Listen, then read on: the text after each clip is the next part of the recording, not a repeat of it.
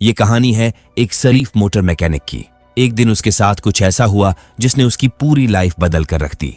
भाई साहब, वो शरीफ मैकेनिक एक खतरनाक किलर मशीन बन गया। इसके पीछे की वजह क्या थी? आज की हमारी कहानी इसी के ऊपर आधारित है। ये समय था सन 2046 का। अब तक टेक्नोलॉजी काफी एडवांस हो चुकी है, इंसान काफी हद तक मशीनों पर निर्भर हो चुके हैं। ये है ग्रेई, जो कि एक मोटर मैकेनिक है और रात दिन इसी काम में शिद्दत से लगा रहता है। अभी वो एक कार को ठीक कर बाहर निकला ही था, तभी एक हाईटेक कार उसके सामने आकर रुकी। दरअसल ये कार उसकी पत्नी की थी, जो कोबाल्ट नामी कंपनी में काम करती है। वो बहुत अमीर है, पर आपको ये देखकर ताज्जुब हो रहा होगा कि आखिर इतनी अमीर लड़की एक मैकेनिक के प्यार में कैसे पड़ी। खैर, ये चैप्टर तो मूवी में नहीं दिखाया गया, पर आप इतना जान लो कि ये दोनों एक दूसरे से बहुत प्यार करते हैं। जो कार ग्रेई ने अभी अभी ठीक किया, उसे उसके मालिक तक पहुंचाना था। उसने आशा को भी साथ चलने के लिए रिक्वेस्ट किया। हालांकि आशा वहां जाना तो नहीं चाहती थी, पर ग्रेई की जिद के आगे उसकी एक नहीं चली। ये दोनों मियां बीवी उस कार को लेकर निकल पड़े उसके मालिक तक पहुंचाने। साथ में आशा अपनी हाईटेक कार भी साथ ले जा रही थी, ताकि वो उसमें बैठकर घर वापस लौट सके। ये समंदर किनारे एक ऐसी जगह पहुंचे जहां पर दूर दूर तक कोई बिल्डिंग का नामो निशान नहीं था। आशा अभी उससे कुछ सवाल पूछती, ग्रेई ने बताया कि उसके लिए सरप्राइज है। ये एक अंडरग्राउंड घर में गए, जहां पर आशा अपने फेवरेट टेक इन्वेंटर ईरन कीन को देख पूरी तरह से हैरान रह गई, क्योंकि एरन कीन उस समय का सबसे प्रसिद्ध टेक इन्वेंटर था। आशा ने उससे अपना परिचय देते हुए बताया कि वो भी उनके ही जैसी टेक कंपनी कोबोल्ट में काम करती है, जो घायल फौजियों के लिए रोबोटिक हाथ पैर बनाते हैं। उनकी कंपनी कोबोल्ट भी ईरन कीन की कंपनी वेसल के साथ कदम से कदम मिलाकर चल रही है।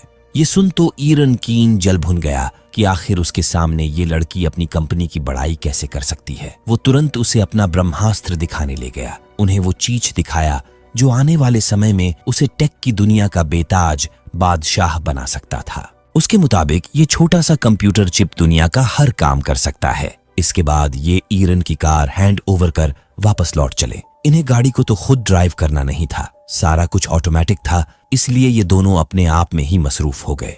तभी इनकी गाड़ी हाईवे से हटकर दूसरे रूट में जाने लगी। आशा को लगा कि हाईवे पर ट्रैफिक होगा, इसलिए उसकी कार ने रूट चेंज किया होगा, मगर ये अपने घर के विपरीत दिशा की ओर जा रहे थे। आशा के कमांड देने पर भी जब कार की एआई सिस्टम उसकी बात नहीं सुनती, तो ये घबराकर ब्रेक मारने लगे, पर कार रुकने के बजाय और रफ्तार पकड़ते ही जा रही थी। अगले पल वो एक भयानक हादसे का शिकार हो गए। तब तक कार ने इमरजेंसी सेवा से संपर्क कर लिया था। इनके जस्ट पीछे ही एक कार आकर रुकी, जिसमें से 4 नकाबपोश बाहर निकले। उन्होंने आशा और ग्रेई को कार से घसीटकर बाहर निकाला और उन पर गन पॉइंट कर लिए। वही पुलिस का ड्रोन भी वहां आ चुका था। ग्रेई उनके सामने गिड़गिड़ाने लगा। वो उन्हें अपना पैसा वगैरह सब कुछ देने को तैयार था, फिर भी उन दरिंदों ने आशा को उसके सामने ही गोली मार दी। ग्रेई कुछ न कर सका। आशा खून में सनी जमीन पर पड़ी हुटुकती रही, मगर कोई भी उन दोनों को बचाने नहीं आया। अगले पल उन नकाबपोशों ने ग्रेई को भी गोली मारा और वहां से भाग गए। कुछ देर बाद मौकाए वारदात पर पुलिस पहुंची। आयशा तो बच नहीं सकी, लेकिन ग्रेई को बचा लिया गया, पर अब वो किसी काम का नहीं था। डॉक्टर्स का कहना था कि ग्रेई की कोई नस कट गई है, इसलिए वो पैरालाइज हो गया है। इस बात को 3 महीने बीत चुके थे। अब ग्रेई का हर काम उसकी माँ करती थी। उसे अपनी माँ के लिए बहुत बुरा फील होता था, पर चाहकर भी वो उनके लिए क्या ही कर सकता था। एक दिन तो वो अपने जज्बातों को काबू नहीं कर सका और माँ को गले लगाकर रोने लगा। उसकी माँ की भी आंखें भर आई। दूसरी ओर हमें डिटेक्टिव कोर्टेज को दिखाया जाता है, जो ग्रेई और आशा के केस की छानबीन कर रही थी, पर 3 महीने से ऊपर हो चुका था और उनकी इन्वेस्टिगेशन वही के वही अटकी थी। मौकाए वारदात पर जो ड्रोन फुटेज मिला, उसमें भी अपराधियों का चेहरा पहचान में नहीं आया था, क्योंकि उन्होंने पुलिस ड्रोन से पहचान छिपाने के लिए फायरबॉल टेक्नोलॉजी का इस्तेमाल किया था। ग्रेई को यहाँ भी निराशा ही हाथ लगी। आखिर में इन सारे परेशानियों से वो हार मान लिया और जो एआई सिस्टम उसे तीनों टाइम इंजेक्शन लगाया करता था, वो उसे बार बार इंजेक्शन लगाने के लिए कमांड दिया। मगर एआई को भी पता है कि दवा के ओवरडोज से ग्रेई की मौत भी हो सकती है, इसलिए वो 3 बार डोज देने के बाद दवा देने से मना कर दिया। ग्रेई इस 3 डोज से मरा तो नहीं, पर हॉस्पिटल जरूर पहुंच गया, जहां पर वो टेक इन्वेंटर ईरन कीन उससे मिलने आया। अब ये वही आदमी है जिसकी गाड़ी ग्रेई मूवी के स्टार्टिंग में वापस लौटाने गया था। ईरन कीन का कहना था कि उसने जो डिवाइस उसे अपने घर पर दिखाई थी, उसकी मदद से ग्रेई दोबारा अपने पैरों पर खड़ा हो सकता है। उसकी जो नस उसके हाथ पाव को उसके दिमाग से जोड़ती है, शायद वो कट गई है। उन्हें उसका डिवाइस स्टेम जोड़ सकता है। अगर ये प्रयोग सफल रहा तो उसके जैसे लाखों अपंग लोग अपने पैरों पर खड़े हो सकेंगे। ग्रे इस ऑपरेशन के लिए मान तो गया, मगर साथ ही साथ उसे ईरन की सारी शर्तें भी माननी पड़ी। जब तक ये प्रयोग पूरी तरह से सफल नहीं हो जाता, ग्रे को ये बात गुप्त रखनी थी। देखते ही देखते ऑपरेशन पूरा हुआ। उसकी गर्दन की हड्डी में उस स्टेम नामी चिप को सफलतापूर्वक लगा दिया गया। जब वो होश में आया तो पूरी तरह हैरान रह गया। उसके सभी अंग पहले की तरह काम करने लगे थे। ये किसी चमत्कार से कम नहीं था। इसके बाद ग्रे ने ऑपरेशन से पहले जो शर्त माना था उस पर साइन कर घर वापस लौट आया। भाग्य संयोग डिटेक्टिव कोर्टेज उसके केस की फाइल्स उसके घर पर ही छोड़ गई थी। उसमें वो ड्रोन फुटेज भी था जिसमें वो 4 लोग आशा और ग्रे को मारते हुए रिकॉर्ड हुए थे। तभी ग्रे के अंदर से एक आवाज आई, मैं तुम्हें उन कातिलों तक पहुंचा सकता हूं। मैंने वो सारी फाइलें पढ़ी जिसे तुमने अभी अभी चेक किया। ये आवाज उसके गर्दन में लगे स्टेम नामी चिप की थी।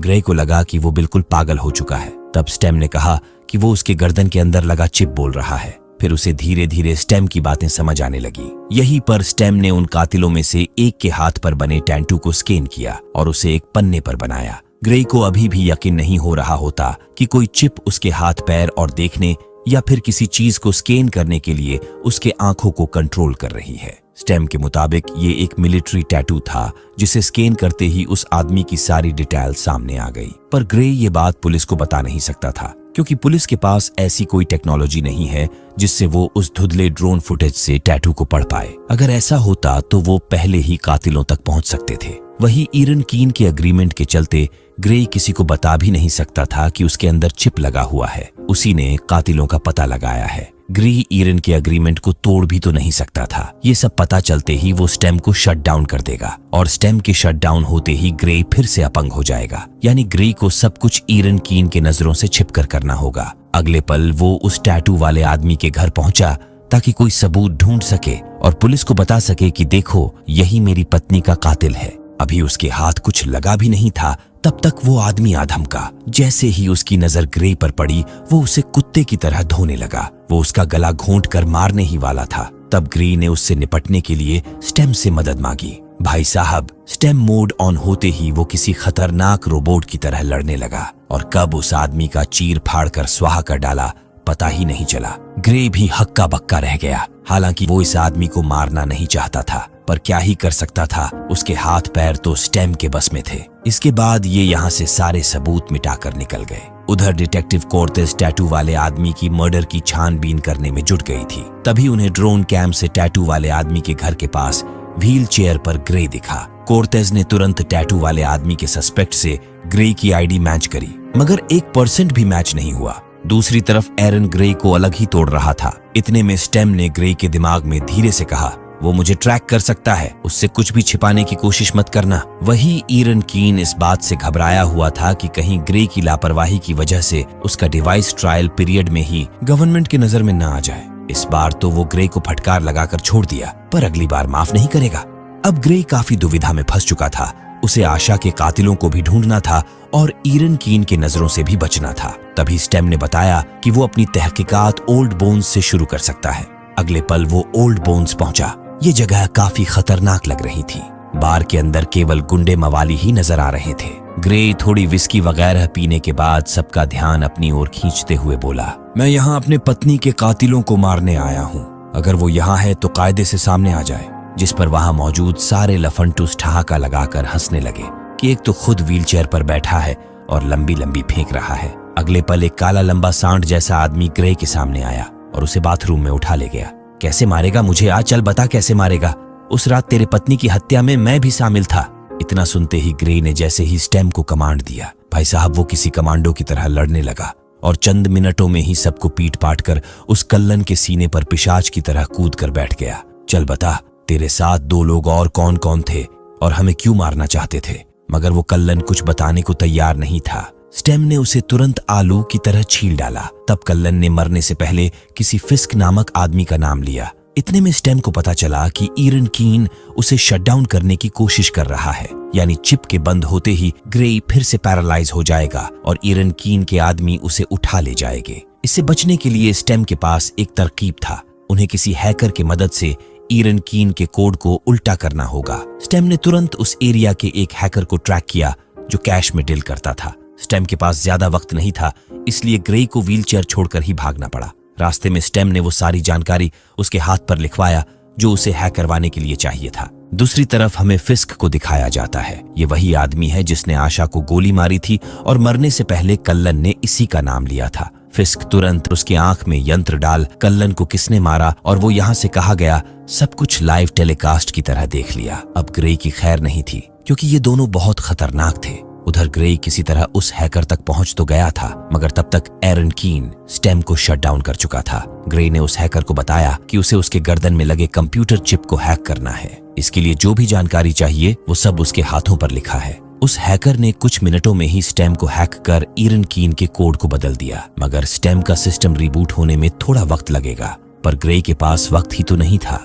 इस बिल्डिंग में फिस्क और उसका दोस्त आ चुके थे। उनके हाथों के अंदर ही खतरनाक बंदूक फिट था, जिसे लोड कर वो ग्रे की तरफ बढ़ते ही जा रहे थे। वही ठीक इनके पीछे एरन कीन की कंपनी वेसल के आदमी भी ग्रे को उठाने आ चुके थे। इधर ग्रे बार बार स्टेम को आवाज लगा रहा था। जैसे ही वो ग्रे के पास आए, स्टेम भी रिबूट हो गया और फिस्क पर टूट पड़ा। फिस्क का दोस्त उसे अपने हाथों में लगे गन से एक के बाद एक धड़ाधड़ गोलियां दागने लगा, मगर ग्रे उन सारी गोलियों से बचकर भाग निकला। ये उसका पीछा करने लगे। इतने में फिस्क को लिफ्ट में दो लोग गन लेकर आते हुए दिखे। ये दोनों वेसल के आदमी थे जिन्हें फिस्क ने अपने हाथों में लगे गन से भून डाला। उधर ग्रे भागता हुआ बिल्डिंग के टेरेस पर जा पहुंचा था। अब यहाँ से भागने का कोई ऑप्शन नहीं था। तभी स्टेम ने कहा, तुम मुझे सिर्फ आदेश दो, मैं इसका कुछ सेकंड में ही गेम बजा दूंगा। और अगले पल स्टेम ने उसका सच में गेम बजा डाला। फिस्क जब तक यहाँ पहुंचता ग्रे घर पहुंच चुका था। उसकी माँ उसे चलता फिरता देख पूरी तरह से हैरान रह गई। अब छिपाने का कोई फायदा नहीं था, तो ग्रे ने बता दिया कि वेसल कंपनी ने उसका एक ऑपरेशन किया था, जिस वजह से वो चल फिर तो सकता है, पर इस राज को राज ही रखना होगा, वरना ये बात किसी को पता चली तो उससे ये सब छीन लिया जाएगा। तभी डोरबेल बजा। दरअसल वो डिटेक्टिव कॉर्टेज थी। उन्हें एक और क्राइम सीन पर ग्रे का व्हीलचेयर मिला था। उन्हें शक था कि ग्रे ये मर्डर्स किसी को पैसे देकर करवा रहा है। शायद वो अपनी पत्नी के कातिलों को ढूंढ चुका है। हालांकि कॉर्टेज के पास कोई पुख्ता सबूत नहीं था, इसीलिए वो बातों ही बातों में एक आवाज सुनने वाला यंत्र चुपके से ग्रे के शर्ट में डालकर निकल गई। इधर स्टेम ग्रे पर दबाव बनाने लगा कि उन्हें फिस्क को ढूंढकर मारना ही होगा, वरना वो इन दोनों को निपटा देगा। ग्रे 2 दिन से सोया नहीं था। वो पूरी तरह से थक चुका था, इसीलिए मना कर दिया। तब स्टेम ने जो बताया उसे सुन ग्रे के तोते उड़ गए। दरअसल जब स्टेम ने अपने आप को हैक कराने के लिए जो इंस्ट्रक्शन उस हैकर को दिए थे, उसमें यह भी था कि स्टेम पूरी तरह से आजाद हो जाएगा। उसे ग्रे के परमिशन की जरूरत नहीं होगी। पहले तो वो ग्रे के इशारों पे चलता था, लेकिन रिबूट होने के बाद उसे ग्रे के परमिशन की जरूरत नहीं है। अगले पल वो गाड़ी लेकर फिस्क को मारने निकल पड़ा। रास्ते में ग्रे को उस डिवाइस का पता चला जिसे कॉर्टेज ने उसकी जेब में रखा था। वो ग्रे की सारी बातें सुन रही थी और ठीक इनके पीछे ही थी। तभी स्टेम ने एक चलती इलेक्ट्रॉनिक कार को हैक किया और उस कार को बैक गियर में डालकर डिटेक्टिव कॉर्टेज के कार से भिड़ा दिया। इस एक्सीडेंट में कॉर्टेज के कार के चिथड़े उड़ गए, पर वो सही सलामत बच गई और यहाँ से सीधा ग्रे के माँ के पास पहुंची। अब इनका रास्ता क्लियर हो चुका था। स्टेम ने फिस्क का लोकेशन भी ट्रैक कर लिया था। ये चुपके से उसके घर में जाकर छिप गए। जैसे ही फिस्क वहां आया, ग्रे ने उस पर गन पॉइंट कर लिया। ग्रे का उससे भी वही सवाल था कि आखिर आशा के मर्डर के पीछे किसका हाथ है, उससे किसी की क्या दुश्मनी थी। तब फिस्क ने बताया कि टारगेट वो नहीं बल्कि ग्रे था। वो तो फ्री फोकट में मारी गई। ये सुपारी आशा को मारने के लिए नहीं बल्कि ग्रे को अपाहिज बनाने के लिए मिला था। उस रात फिस्क ने जिस गन से ग्रे के गर्दन में गोली मारी, वो कोई गन नहीं बल्कि साड़ को बैल बनाने वाला यंत्र था। इतना सुनते ही ग्रे उस पर टूट पड़ा।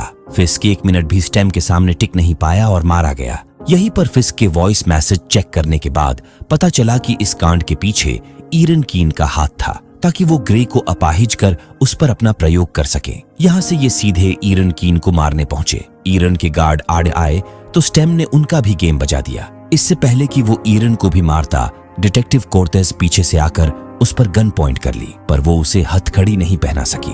पलक झपकते ही उनकी गर्दन स्टेम के हाथों में थी। उसके मजबूत गिरफ्त से कॉर्टेज का दम घुटने लगा, लेकिन ग्रे कॉर्टेज को मारना नहीं चाहता था। वो तो बेकसूर थी, इसलिए ग्रे अपने हाथों को रोकने के लिए अंदर ही अंदर स्टेम से ही लड़ने लगा था। पर जब बात नहीं बनी तो अपने हाथ में ही चाकू मार लिया। फिर भी स्टेम को रोक नहीं सका। किसी तरह कॉर्टेज ने उस पर ट्रेजर चलाकर उसे काबू किया।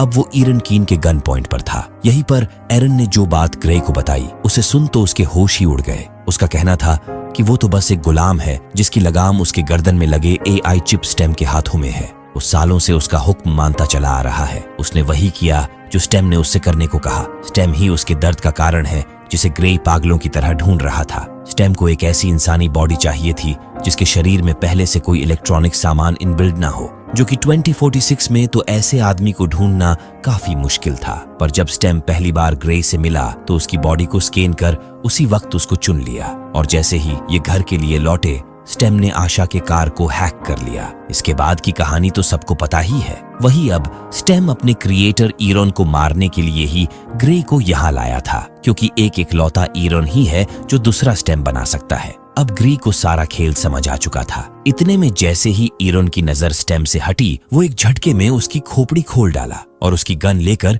डिटेक्टिव कोर्टेज को भी शूट किया, मगर गोली मिस हो गई क्योंकि ग्रे अंदर ही अंदर स्टेम को रोकने की जद्दोजहद में लगा था। पर वो ज्यादा देर तक उसे रोक नहीं सका और डिटेक्टिव कोर्टेज भी मारी गई। अगले पल ग्रे ने अपने आप को ही खत्म करना चाहा। तभी उसकी आंख बिस्तर पर खुली। उसके साथ आशा भी थी। आशा ने बताया कि उसका एक्सीडेंट हुआ था, वो 2 हफ्तों से कोमा में था। आशा को जिंदा देख वो बहुत खुश हुआ, लेकिन उसे कहाँ पता था कि स्टेम उसकी बॉडी इस्तेमाल करने के लिए उसके दिमाग को झूठे सपने दिखा रहा है। दोस्तों, ये कहानी तो यहीं पर खत्म हो गई, मगर आगे आने वाले और कहानियों को सुनने के लिए आप हमें सब्सक्राइब भी कर सकते हैं।